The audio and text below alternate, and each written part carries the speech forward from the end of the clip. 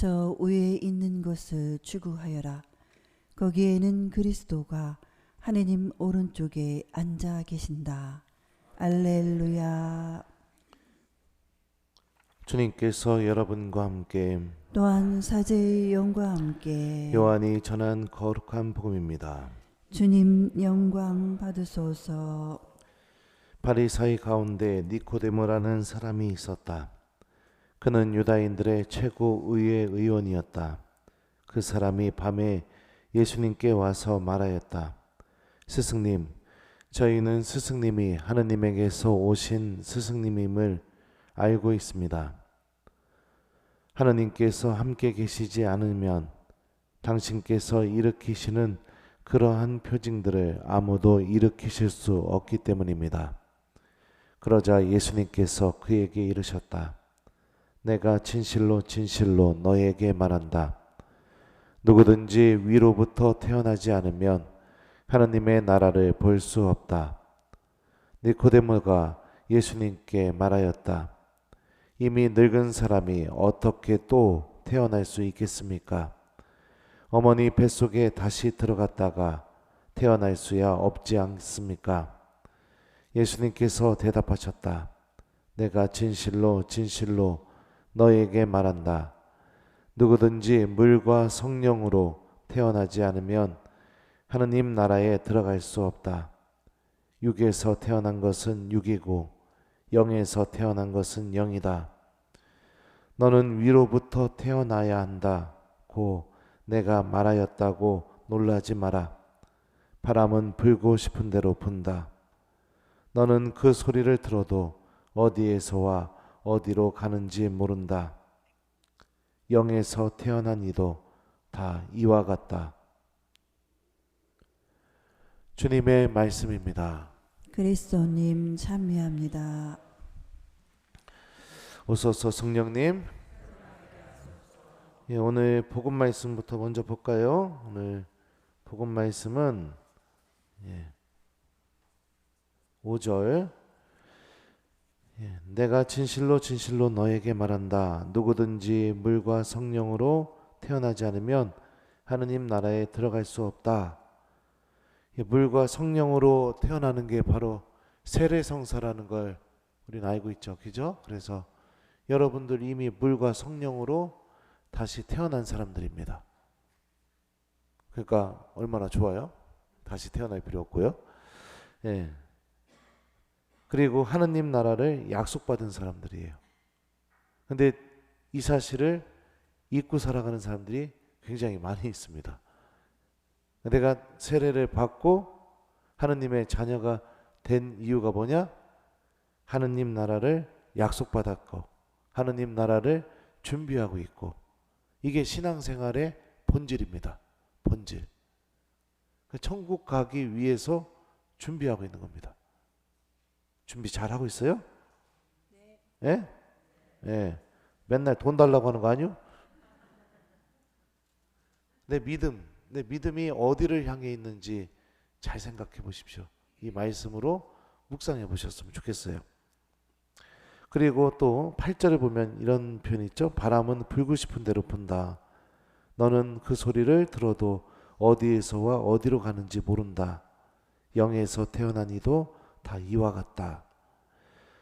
이 물과 성령으로 태어난 이 삶의 중요한 표징 중에 하나. 그러니까 물과 성령으로 태어나서 하느님 나라를 준비하는 사람들의 이 삶 안에 꼭 있어야 할 모습 중에 하나가 뭐냐? 바로 이 8절의 말씀인 겁니다. 성령께서 인도해 주시는 삶.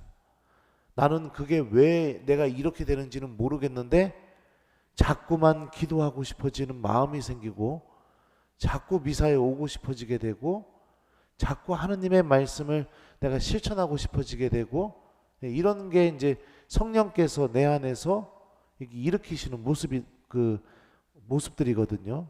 나는 설명을 할 수는 없는데 자꾸 영적인 것들, 또 하느님에 관련된 것들, 이런 게 막 내 안에서 충만해지는 그런 삶을 우리가 살아가야겠죠. 이거는 뭐 내가 하고 싶은다고 해서 되는 것도 아니에요. 성령께서 우리들 안에서 일으키시는 것들이거든요.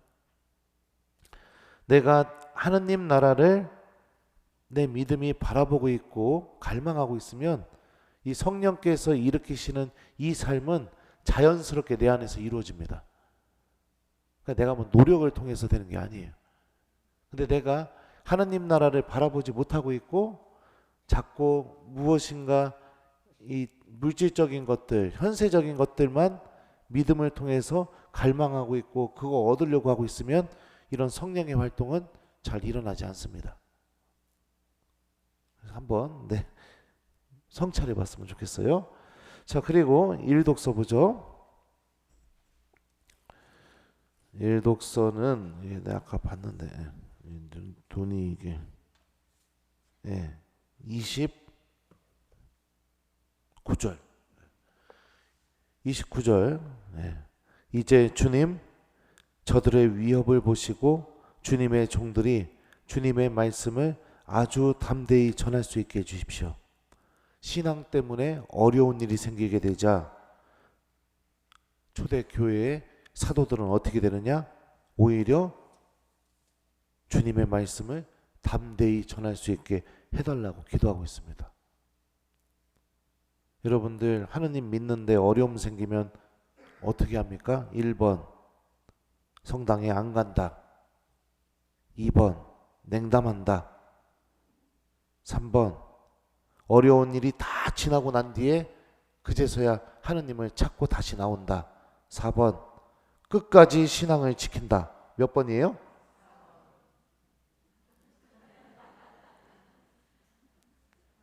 진짜요?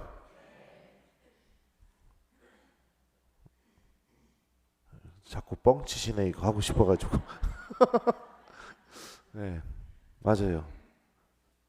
사도들은 신앙 때문에 어려운 일이 생기게 되니까 오히려 하느님 저희들이 더 담대하게 제 입에서 당신 말씀이 나가게 해주십시오.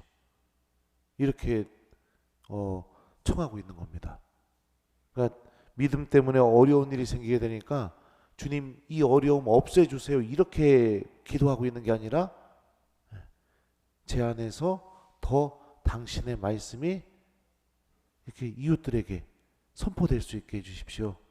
오히려 내 안에서 하느님의 일이 더 잘 이루어지기를 청하고 있는 거예요. 하느님의 일 때문에 어려운데. 자, 이런 기도를 하게 되니까 어떤 일이 벌어지느냐? 자, 마지막 구절입니다. 31절.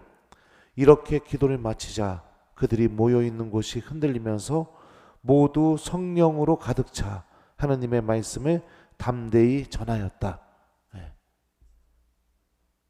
이런 기도를 하게 되자 이 사도들을 보호해주고 인도해주고 이 사도들 안에 충만하게 머무시는 분이 누가 되시냐면 바로 성령 하느님이 되신다는 거죠. 그죠? 이게 여러분들 물과 성령으로 새로 태어난 사람들의 모습인 거예요.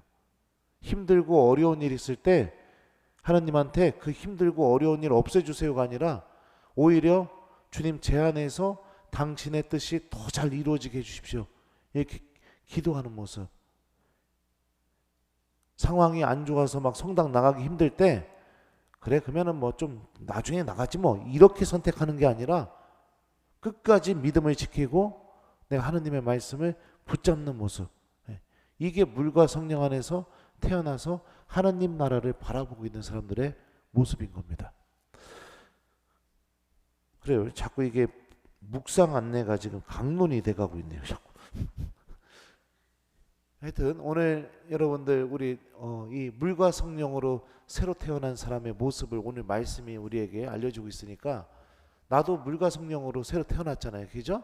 한번 곰곰이 내 자신과 비교해 보셨으면 좋겠어요. 그리고 내가 너무 형편없이 느껴진다면 자책하지 마시고 방법이 있습니다.